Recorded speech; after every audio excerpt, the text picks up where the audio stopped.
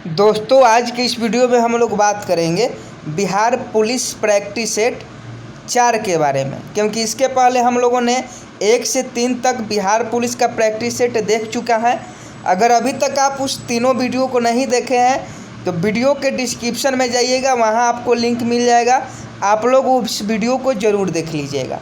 अगर इस बार 2022 में अगर आप बिहार पुलिस में सिलेक्शन लेना चाहते हैं तो आप लोग अभी से ही तैयारी में लग जाइए, क्योंकि वैकेंसी जो है 9000 प्लस पोस्टों के लिए बहुत जल्द, मतलब अगले महीना आपका वैकेंसी आ जाएगा। और वैकेंसी आएगा तो आपकी तैयारी भी होनी चाहिए।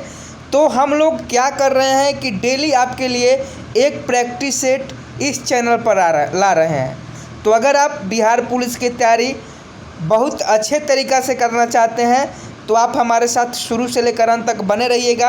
अगर आपको पीडीएफ की ज़रूरत है तो पीडीएफ आपको टेलीग्राम चैनल से मिल जाएगा, वहां से आप लोग पीडीएफ ले लीजिएगा। और देखिए, कुछ लोग कहते हैं कि सर इतना इजी क्वेश्चन पूछा जाएगा बिहार पुलिस के एग्ज़ाम में, तो भाई साहब आप 40 क्वेश्चन में से 35 सही करके दिखाइए, तब हम मानेंगे कि यह ईजी है। 40 क्वेश्चन में से अगर आप में दम है, अगर आपको ईजी लग रहा है तो आप 35 क्वेश्चन करके सही दिखा दीजिए।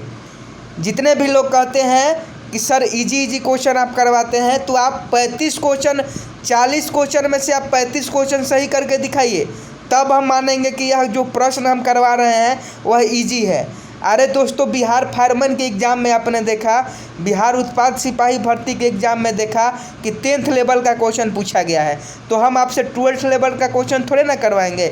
जो आपके एग्ज़ाम में पूछा जाएगा, जो सिलेबस है उसी के अनुसार आपको तैयारी करवाई जा रही है। और अगर आपको सच में लगता है कि आप इजी क्वेश्चन करवाते हैं तो दोस्तों आप 40 क्वेश्चन में से आप हमें 35 क्वेश्चन सही करके दिखाइए, और वीडियो के अंत में आप लिखिएगा कि 35 क्वेश्चन हमारा सही हुआ। और देखिए, वीडियो को लाइक करने में आप लोग बहुत इति करते हैं, आप लोग वीडियो को लाइक नहीं करते हैं। तो दोस्तों, आपके लिए हम इतना मेहनत करते हैं तो आपका भी फ़र्ज़ बनना चाहिए कि वीडियो पर ज़्यादा से ज़्यादा लाइक होना चाहिए। तो जितने लोग भी हैं वीडियो को लाइक कर देंगे और डेली प्रैक्टिस सेट लेने के लिए चैनल को सब्सक्राइब कर बेल आइकन को प्रेस कर देंगे, 10 बजे मॉर्निंग में आपको डेली प्रैक्टिस सेट मिल जाएगा।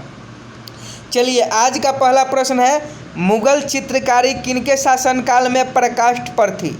मुगल चित्रकारी किनके शासन में प्रकाष्ठ पर थी?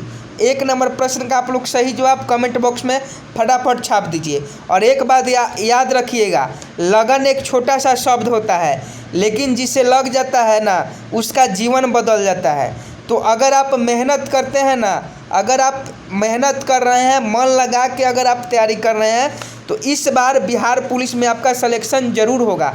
क्योंकि जो 8415 पोस्टों में आपने गलती की, इस बार भी वही गलती कीजिएगा कि फॉर्म भराएगा तब तैयारी करेंगे, तो फिर आपसे बिहार पुलिस नहीं निकलने वाला है। तो आपके दिमाग में लगन होना चाहिए, आप मेहनत करेंगे तभी आपसे बिहार पुलिस निकलेगा, वरना 10 क्वेश्चन या 50 क्वेश्चन एक दिन में पढ़ने से बिहार पुलिस नहीं निकलने वाला है। हम 30 क्वेश्चन पढ़ें, अगर हम मन से पढ़ें, अगर उसके बारे में पूरा डिटेल से पढ़ें, तब माना जाएगा कि आपकी पढ़ाई अच्छी चल रही है। इस प्रश्न का जवाब आप लोग दे रहे हैं कि Jahangir will be right answer. Mughal चित्रकारी किनके शासनकाल में प्रकाष्ठ पर थी? जहांगीर के शासनकाल में। जहांगीर के शासनकाल में जो मुगल चित्रकारी था वह सबसे ऊंचाई पर थी। और आपको बताना है कि जहांगीर का शासनकाल क्या था। कमेंट बॉक्स में छाप दीजिए, जहांगीर का शासनकाल कितने ईस्वी से कितने ईस्वी तक था। कमेंट बॉक्स में आप लोग फटाफट छाप दीजिए। अगला प्रश्न देख लीजिए, अंग्रेज़ों ने अपनी पहली फैक्ट्री कब स्थापित की? अगला प्रश्न 2 नंबर है, अंग्रेज़ों ने अपनी पहली फैक्ट्री कब स्थापित की? जल्दी से आंसर आप लोग कमेंट बॉक्स में छाप दीजिए। लाइव आपके सामने चल रहा है, तो जितना हो सके उतना कमेंट बॉक्स में आप लोग छाप दीजिए। राकेश जी हमारे साथ जुड़ गए हैं, नीतीश जी जुड़ गए हैं, रंजू जी जुड़ी हुई है, रिंकी कुमारी, नीतीश कुमार, सभी लोग हमारे साथ जुड़ गए हैं। और आप भी जुड़ जाइए, और जितने लोग भी जुड़े हैं फटाफट आंसर कमेंट बॉक्स में इस प्रश्न का छाप दीजिए और अपने दोस्तों के साथ शेयर भी कर दीजिए। फटाफट बताइए कि अंग्रेज़ों ने अपनी पहली फैक्ट्री कब स्थापित की? 2 का सही आंसर ऑप्शन सी 1608 ईस्वी। 1608 ईस्वी में अंग्रेज़ों ने अपनी पहली फैक्ट्री स्थापित की थी 1608 ईस्वी में। और आप लोग बताइए कि ईस्ट इंडिया की स्थापना कब हुई थी? आप लोग हमें बताइए कि जो पहले भारत में सबसे पहले कौन विदेशी आया था? ये भी आप लोग हमें कमेंट बॉक्स में बताइए कि भारत में सबसे पहले कौन आया था? पुर्तगाली आया था कि डच आया था कि फ्रांसीसी आया था? ये सभी क्वेश्चन जो भी आपसे पूछे हैं उसका आंसर कमेंट बॉक्स में फटाफट छाप दीजिएगा। 3 नंबर क्वेश्चन देख लीजिए, मराठा राज्य का दूसरा संस्थापक कौन था? मराठा राज्य का दूसरा संस्थापक कौन था? फटाफट सही आंसर कमेंट बॉक्स में छाप दीजिए, मराठा राज्य का दूसरा संस्थापक कौन था? और 3 का सही आंसर ऑप्शन ए आप लोग बता रहे हैं, बालाजी विश्वनाथ। बिल्कुल सही आंसर है। जितने लोगों ने भी ऑप्शन ए बताया है बालाजी विश्वनाथ, बिल्कुल सही आंसर है। मराठा राज्य का दूसरा संस्थापक बालाजी विश्वनाथ थे। अगला प्रश्न देख लीजिए। अगला प्रश्न 4 नंबर है, नादिर शाह किनके शासनकाल में भारत पर आक्रमण किया था? नादिर शाह किसके शासनकाल में भारत पर आक्रमण किया था? 4 नंबर प्रश्न का जवाब आप लोग दीजिए फटाफट। 4 नंबर प्रश्न का फटाफट आप लोग जवाब दीजिए कि नादिर शाह किनके शासनकाल में भारत पर आक्रमण किया था? 4 का सही answer option D, Mohammad Shah. बिल्कुल सही आंसर, नादिर शाह मोहम्मद शाह के शासनकाल में। नादिर शाह जब भारत पर आक्रमण किया था उस समय भारत का जो शासक था वह मोहम्मद शाह था। और बिल्कुल ऑप्शन डी जो लोग भी बता रहे हैं उनका बिल्कुल सही आंसर है। 5 नंबर, मुग़ल सम्राटों में सबसे लंबा शासन किनका था? मुग़ल सम्राटों में सबसे लंबा शासन किनका था? फटाफट बताइए कि सबसे ज़्यादा दिनों तक कौन सा सम्राट राज किए थे? कौन सा मुग़ल शासक सबसे अधिक दिन तक राज किया था? फटाफट कमेंट बॉक्स में छाप दीजिए जल्दी से। और बिल्कुल सही आंसर अकबर आप लोग बता रहे हैं। Akbar will be right answer. Akbar लगभग 16 साल, अकबर लगभग 16 साल भारत पर शासन किया है। कितने साल? 16 साल। और आपको कमेंट बॉक्स में बताना है अगर आपको मालूम होगा तो कि अकबर का जन्म कब हुआ था। अकबर का जन्म कब हुआ था? जहांगीर के समय चित्रकला जो था, पेंटिंग जो था वह चरम सीमा पर था। फर्स्ट क्वेश्चन आपको बताए हैं, जहांगीर वाला याद रखिएगा, आपके एग्जाम में पूछा जाएगा। 6 नंबर प्रश्न है, भारत में आधुनिक शिक्षा प्रणाली की नींव किनके अनुशंसा पर पड़ी? भारत में आधुनिक शिक्षा प्रणाली की नींव किनकी अनुशंसा पर पड़ी? फटाफट सही आंसर आप लोग बताइए कि भारत में आधुनिक शिक्षा प्रणाली की नींव किनकी अनुशंसा पर पड़ी? फटाफट आप लोग सही आंसर देंगे 6 नंबर का। जल्दी से कमेंट बॉक्स में छाप दीजिए दोस्तों। 6 का ए, लॉर्ड मैकाले। बिल्कुल सही आंसर और राइट आंसर है। भारत में आधुनिक शिक्षा प्रणाली की नींव लॉर्ड मैकाले के अनुशंसा पर पड़ी थी। Lord Macaulay will be right answer. अगला प्रश्न देख लीजिए, ऑपरेशन फ्लड के सूत्रधार कौन थे? ऑपरेशन, पहले तो आप हमें यह बताइए कि ऑपरेशन फ्लड जो है वह किससे संबंधित है?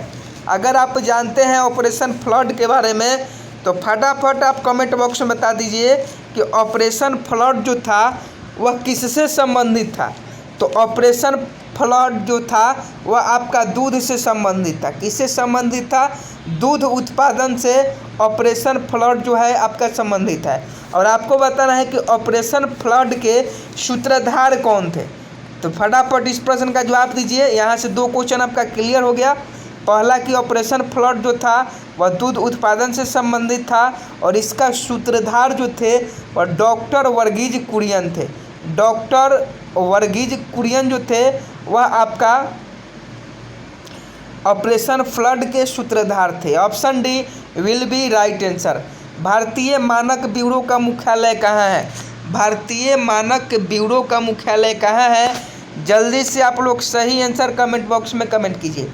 और बिहार पुलिस के जितने लोग भी तैयारी कर रहे हैं वो लोग चैनल को सब्सक्राइब जरूर कर लेंगे, क्योंकि इस बार बिहार पुलिस में 80+ स्कोर का टारगेट है और आपका भी 80+ स्कोर का टारगेट होना चाहिए।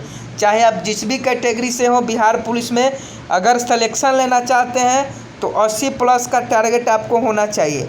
और वीडियो को जो लोग अभी तक लाइक नहीं किए हैं तो दोस्तों वीडियो को लाइक ज़रूर कीजिए, क्योंकि आपके लाइक करने से आपका कुछ नहीं होगा, लेकिन अगर आप वीडियो को लाइक करते हैं तो हमारा मनोबल ज़रूर बढ़ेगा और इससे अच्छा प्रश्न आपके सामने लाने का हम प्रयास करेंगे। तो 8 नंबर प्रश्न का सही आंसर ऑप्शन ए हो जाएगा नई दिल्ली। भारत मानक ब्यूरो का जो मुख्यालय है वह नई दिल्ली में स्थित है। 9 नंबर प्रश्न देख लीजिए, तीसरी तथा चौथी योजना के मध्य कितने वर्ष का योजना अवकाश रहा है? तीसरी तथा चौथी योजना के मध्य, तीसरी तथा चौथी योजना के मध्य कितने वर्ष का योजना अवकाश रहा है? तो देखिए तीसरी तथा चौथी पंचवर्षीय योजना का जो बीच था वह लगभग 3 साल का गैप रहा। 3 साल का गैप तीसरी और चौथी पंचवर्षीय योजना के मध्य जो था वह योजना अवकाश रहा 3 साल। 3 विल बी राइट आंसर। कर्क रेखा किस राज्य से होकर नहीं गुजरती है? बहुत इंपॉर्टेंट क्वेश्चन है दोस्तों। कर्क रेखा से संबंधित एक ना एक क्वेश्चन आपको जरूर देखने को मिलेगा। तो याद रखिएगा कि कर्क रेखा भारत के 8 राज्यों से होकर गुजरती है। कर्क रेखा भारत के 8 राज्यों से होकर गुजरती है, ये आप याद रखिएगा। और 8 राज्य आपको याद होना चाहिए। 3 राज्य आपको यहीं मिल जाएंगे, पश्चिम बंगाल, त्रिपुरा, मिजोरम। ये तीनों राज्यों से कर्क रेखा होकर गुजरती है, लेकिन आंध्र प्रदेश से जो है वह कर्क रेखा आपकी नहीं गुजरती है। तो आप लोग इस प्रश्न का जवाब सही आंसर जो हो जाएगा आंध्र प्रदेश हो जाएगा। आंध्र प्रदेश से होकर कर्क रेखा नहीं गुजरती है। अगला प्रश्न, भारत की सबसे लंबी स्थलीय सीमा किसके साथ है? बिहार फायरमैन में पूछा गया प्रश्न, भारत की सबसे लंबी स्थलीय सीमा किसके साथ है? 11 नंबर प्रश्न का आप लोग फटाफट आंसर देंगे कि भारत की सबसे लंबी स्थलीय सीमा किसके साथ है। और जो लोग अभी तक वीडियो को शेयर नहीं कर रहे हैं तो वो अपने दोस्तों में शेयर कर दीजिए। 11 का सही आंसर आप लोग बता रहे हैं ऑप्शन डी बांग्लादेश, बिल्कुल सही आंसर। भारत की सबसे लंबी स्थलीय सीमा बांग्लादेश के साथ बनाती है। समुद्र पर भारत का सबसे निकटतम पड़ोसी देश कौन सा है? फटाफट कमेंट बॉक्स में आप लोग आंसर छाप दीजिए कि समुद्र पर भारत का सबसे निकटतम पड़ोसी देश कौन सा है। फटाफट आप लोग कमेंट बॉक्स में इसका आंसर छाप दीजिए कि 12 का सही आंसर क्या हो जाएगा। 12 का सही आंसर ऑप्शन ए हो जाएगा श्रीलंका। समुद्र पर भारत का जो सबसे निकटतम पड़ोसी देश है वह श्रीलंका है। और श्रीलंका में अभी आपातकाल की घोषणा हुई है क्योंकि वहाँ भूखमरी की समस्या उत्पन्न हो गई है। 13 नंबर प्रश्न है, हिमालय की औसत ऊंचाई लगभग कितनी है? VVI क्वेश्चन है, इंपॉर्टेंट क्वेश्चन है और सभी क्वेश्चन आपके 10th लेवल पर हैं जो आपके बिहार पुलिस के एग्ज़ाम में पूछे जाएंगे। हिमालय की औसत ऊंचाई लगभग कितनी है? फटाफट बताइए कि हिमालय की औसत ऊंचाई लगभग कितनी है। कमेंट बॉक्स में छाप दीजिए। 13 का सही आंसर ऑप्शन बी हो जाएगा 6100 मीटर। याद रखिएगा हिमालय की औसत ऊंचाई जो है वह आपका 6100 मीटर है। आपके एग्ज़ाम में पूछेगा तो आप लोग कंफ्यूज हो जाइएगा। आपको याद होना चाहिए हिमालय की औसत ऊंचाई कितनी है, 6100 मीटर है। अगला प्रश्न देख लीजिए, किस अक्रिय गैस को छोड़कर उनके बाह्य कक्षा में 8 इलेक्ट्रॉन होते हैं? किस अक्रिय गैस को छोड़कर उनके बाह्य कक्षा में 8 इलेक्ट्रॉन होते हैं? आपको बताना है कि कौन सा वह अक्रिय गैस है जिसको छोड़कर 8 इलेक्ट्रॉन होते हैं। तो ये अक्रिय गैस आपके सामने है। फटाफट सही आंसर बताइए, फटाफट छाप दीजिए कमेंट बॉक्स में। 14 का सही आंसर क्या हो जाएगा? हीलियम हो जाएगा। हीलियम को छोड़कर बाकी सभी अक्रिय गैसों के बाह्यतम कक्षा में 8 इलेक्ट्रॉन होते हैं। नियोन के भी 8, आर्गन का भी 8 और जेनॉन का भी 8, लेकिन हीलियम के बाह्यतम कक्षा में 8 इलेक्ट्रॉन नहीं होते हैं, 7 इलेक्ट्रॉन होते हैं। अगर आपसे क्वेश्चन पूछा जाए कि वायुयान के टायर में कौन सी गैस भरी जाती है, वायुयान के टायर में कौन सी गैस भरी जाती है, अगर आप जानते हैं तो देरी किस लिए? फटाफट कमेंट बॉक्स में आंसर छाप दीजिए। वायुयान के टायरों में कौन सी गैस भरी जाती है? 15 नंबर प्रश्न, हड्डियों में कितनी प्रतिशत फास्फोरस होती है? हड्डियों में कितनी प्रतिशत फास्फोरस होती है? फटाफट आंसर कमेंट बॉक्स में छाप दीजिए। 15 का ऑप्शन डी 8% बिल्कुल सही आंसर। हड्डियों में 8% फास्फोरस की मात्रा होती है। 8%। किस गैस से सड़ी मछली की तरह गंध आती है? किस गैस से सड़ी मछली की तरह गंध आती है? बीबीआई क्वेश्चन है। रेलवे से लेकर एसएससी, बिहार पुलिस, बीपीएससी सभी एग्जामों में पूछा गया प्रश्न, किस गैस से सड़ी मछली की तरह गंध आती है? 16 का फटाफट आंसर बताइए। जल्दी जल्दी कमेंट बॉक्स में आंसर बताइए। 16 का सही आंसर, किस गैस से सड़ी मछली की तरह गंध आती है? सड़ी मछली की तरह गंध अगर आपसे पूछा जाए तो वह ओजोन से गैस से आती है। ओजोन गैस जो है उससे सड़ी मछली जैसी गंध आती है।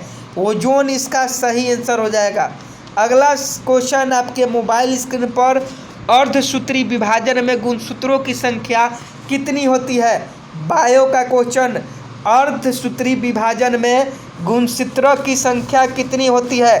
फटाफट इसका आंसर बताइए कि अर्धसूत्री विभाजन में गुणसूत्रों की संख्या कितनी होती है? 17 का सही आंसर फटाफट आप लोग कमेंट बॉक्स में छाप दीजिए। 17 का सही आंसर ए हो जाएगा, आधी। अर्धसूत्री विभाजन में गुणसूत्रों की जो संख्या होती है वह आधी हो जाती है।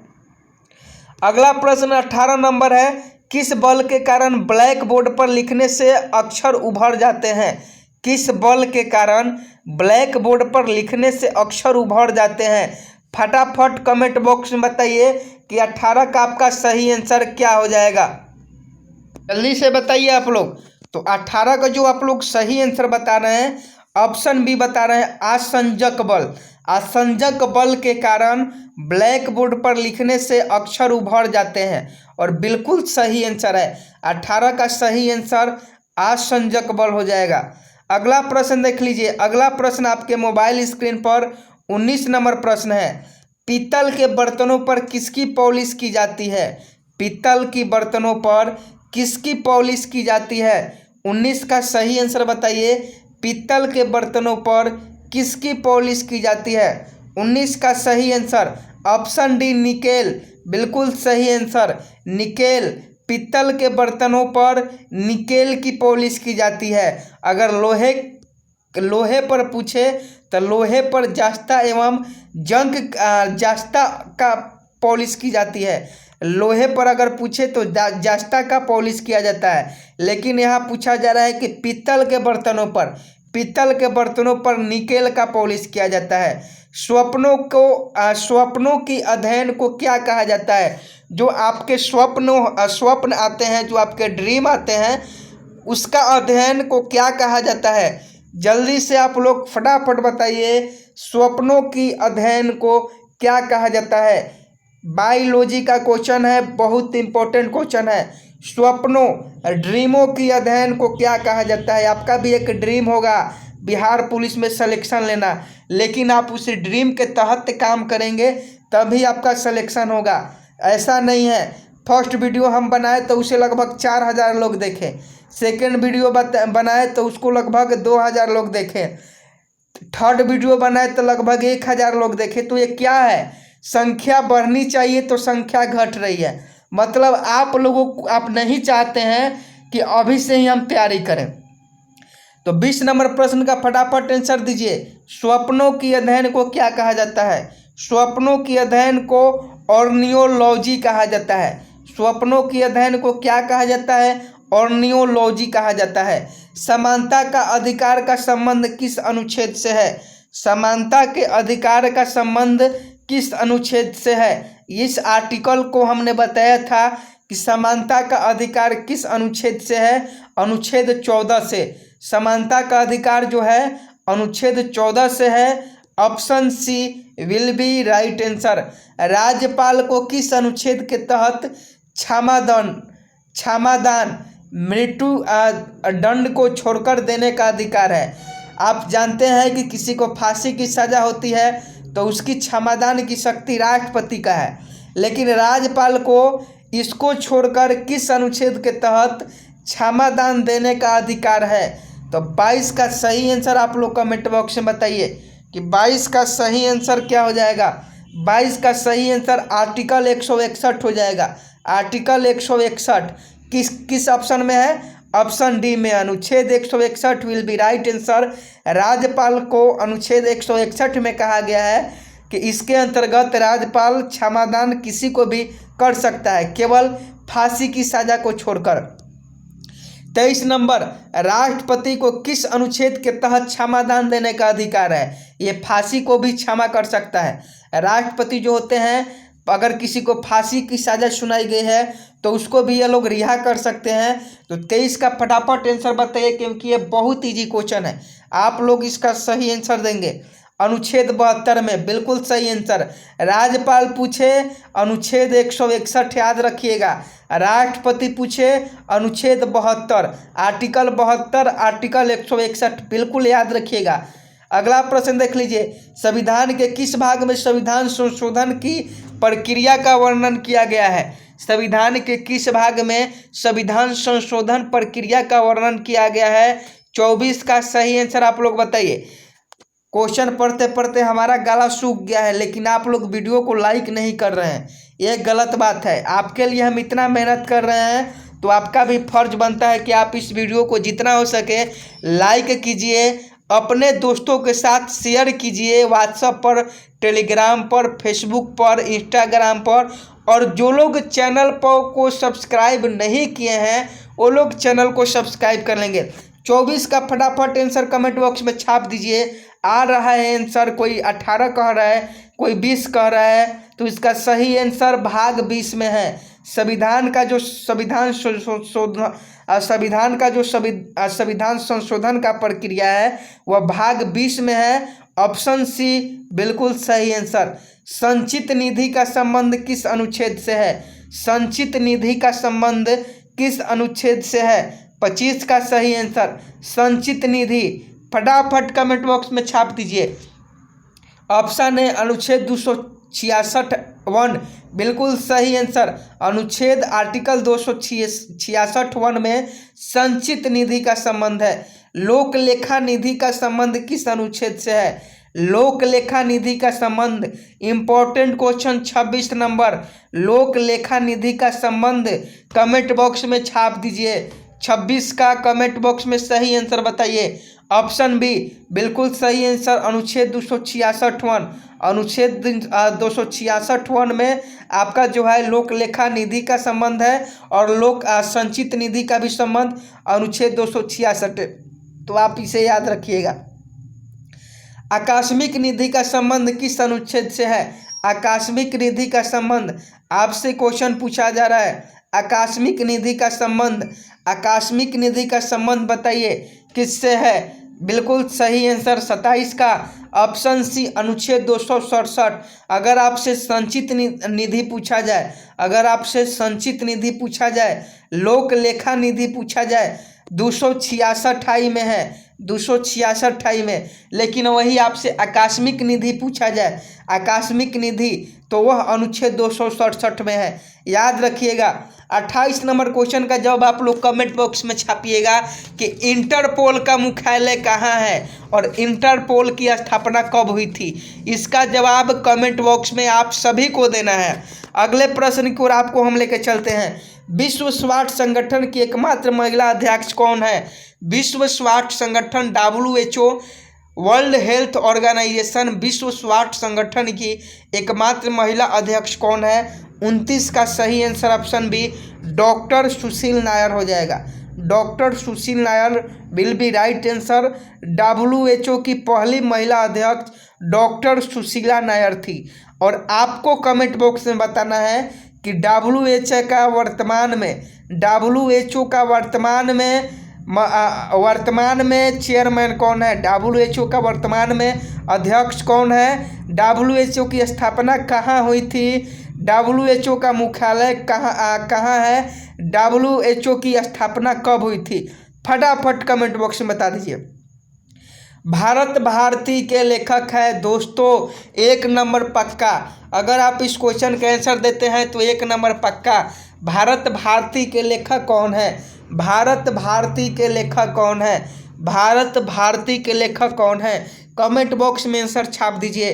30 का सही answer option D Maithili Sharan Gupt हो जाएगा। भारत भारती के लेखक कौन है? मैथिली शरण गुप्त। मैथिली शरण गुप्त बिल्कुल सही आंसर हो जाएगा। बुडापेस्ट किस नदी के तट पर बसा हुआ है? बुडापेस्ट किस नदी के तट पर बसा हुआ है? डेन्यूब नदी, बिल्कुल सही आंसर। बुडापेस्ट किस नदी के तट पर बसा हुआ है? डेन्यूब नदी। कमेंट बॉक्स में आपको बताना है राइन नदी किस राइन नदी के किनारे कौन सा शहर स्थित है? 32 नंबर क्वेश्चन, नोबेल पुरस्कार कितने क्षेत्र में दिए जाते हैं? नोबेल पुरस्कार कितने क्षेत्र में दिए जाते हैं? 32 का सही आंसर कमेंट बॉक्स में बताइए कि नोबेल पुरस्कार कितने क्षेत्रों में दिए जाते हैं? नोबेल पुरस्कार कितने क्षेत्र में दिए जाते हैं? 32 का सही आंसर ऑप्शन बी 6 क्षेत्र में, बिल्कुल सही आंसर। नोबेल पुरस्कार 6 क्षेत्रों में दिया जाता है। मलयालम किस राज्य की भाषा है? मलयालम किस राज्य की भाषा है? मलयालम किस राज्य की भाषा है? कमेंट बॉक्स में छाप दीजिए मलयालम किस राज्य की भाषा है? मलयालम किस राज्य का भाषा है? कमेंट बॉक्स में फटाफट छाप दीजिए कि मलयालम किस राज्य की भाषा है। जल्दी से। आंध्र प्रदेश का तेलुगु हो जाएगा, कर्नाटक का कन्नड़ हो जाएगा, तमिलनाडु का मलयालम, बिल्कुल सही आंसर दोस्तों। और यह जो लोग भी तमिलनाडु कह रहे हैं उनका गलत है, क्योंकि मलयालम तमिलनाडु का नहीं, तमिलनाडु में तमिल भाषा चलता है। याद कीजिए दोस्तों, मलयालम केवल केरला में चलता है। केरला का जो भाषा है वह मलयालम है। तीसरे अंपायर नियम के प्रथम शिकार बल्लेबाज कौन है? तीसरे अंपायर नियम के प्रथम शिकार बल्लेबाज। 34 का सही answer option C Sachin Tendulkar हो जाएगा। और सचिन तेंदुलकर के नाम से यह चैनल है सचिन जी के ट्रिक। सचिन तेंदुलकर के नाम पर चैनल है सचिन जी के ट्रिक। तो जितने भी सचिन तेंदुलकर के फैन लोग हैं वो लोग चैनल को सब्सक्राइब कर लेंगे। अयोध्या का मंदिर किस नदी के तट पर स्थित है? इम्पोर्टेंट क्वेश्चन है, हमेशा चर्चा में रहता है अयोध्या का मंदिर। तो हो सकता है आपके एग्जाम में पूछ दे अयोध्या का मंदिर किस नदी के तट पर स्थित है? 35 का सही आंसर ऑप्शन डी सरयू नदी, बिल्कुल सही आंसर। अयोध्या का मंदिर सरयू नदी के किनारे स्थित है। प्रयागराज किस नदी के किनारे स्थित है? कमेंट बॉक्स में छाप दीजिए प्रयागराज इलाहाबाद या प्रयागराज किस नदी के किनारे स्थित है? फटाफट छाप दीजिए। भारत रत्न पुरस्कार देने की शुरुआत किस वर्ष से की गई?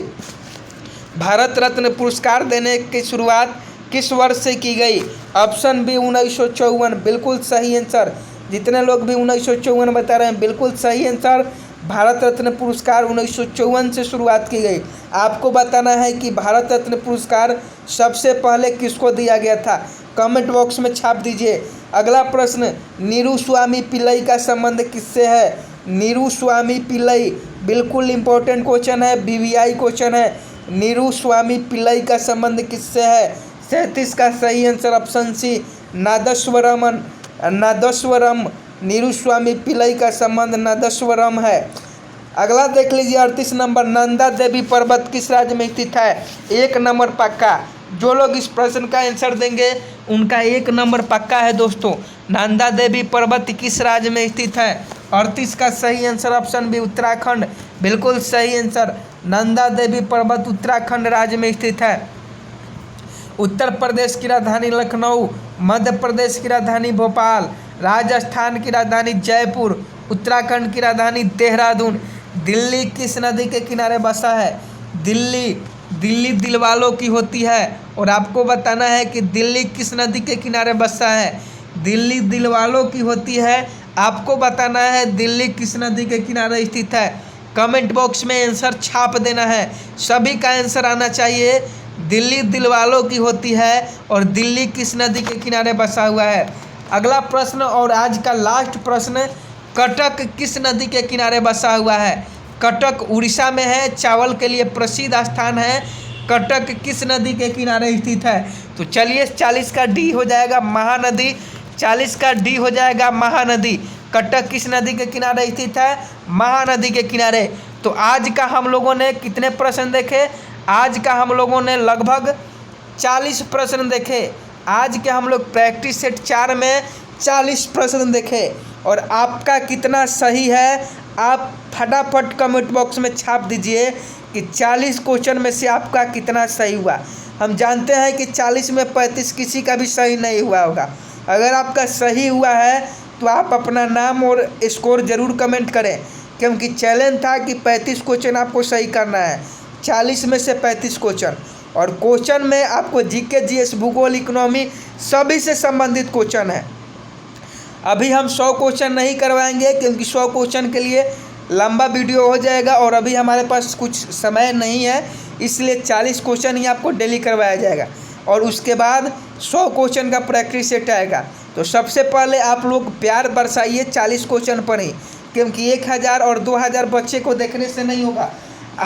आपने कहा कि सर बिहार पुलिस के लिए प्रैक्टिस सेट लाइए, हमने प्रैक्टिस सेट लाया। अब हम कह रहे हैं कि आप इस पर सब्सक्राइबर लाइए, व्यूअर लाइए। तो आपका काम है कि अपने दोस्तों के साथ शेयर करेंगे। 28,000 29,000 सब्सक्राइबर है, 29 के सब्सक्राइबर है। अगर आप लोग एक एक आदमी से सब्सक्राइब करवाते हैं, अगर आप लोग अपने एक एक फ्रेंड से सब्सक्राइब करवाते हैं, तो लगभग 50,000 के आसपास संख्या हो जाएगी। और हम चाहते हैं कि हमारा जो फैमिली है वह 50 के का बने। 50,000 हमारा फैमिली में लोग शामिल हों, 50,000 लोग हमारे फैमिली में शामिल हों और अपनी तैयारी को मजबूती प्रदान करें। तो आप लोग का कर्तव्य है, 29,000 लोगों से हम रिक्वेस्ट करना चाहते हैं, एक एक लोगों से आप लोग ज़रूर चैनल को सब्सक्राइब करवाएं, वहाँ उन तक लिंक ज़रूर भेजें जो भी बिहार के हैं, बिहार पुलिस की तैयारी करते हैं। हालांकि यह एसएससी के लिए भी क्वेश्चन इंपॉर्टेंट है, क्योंकि एसएससी में ऐसे ही क्वेश्चन पूछे जाएंगे। वीडियो कैसा लगा वीडियो को लाइक करके बताएं दोस्तों। पीडीएफ के लिए चैनल के साथ जुड़ जाइएगा। जो लोग भी पीडीएफ लेना चाहते हैं टेलीग्राम पर जुड़ जाइएगा, क्योंकि अब हमारा गला सूख रहा है, अब इससे ज़्यादा नहीं बोल सकते हैं। मिलते हैं नेक्स्ट वीडियो में, तब तक के लिए जय हिंद, जय भारत।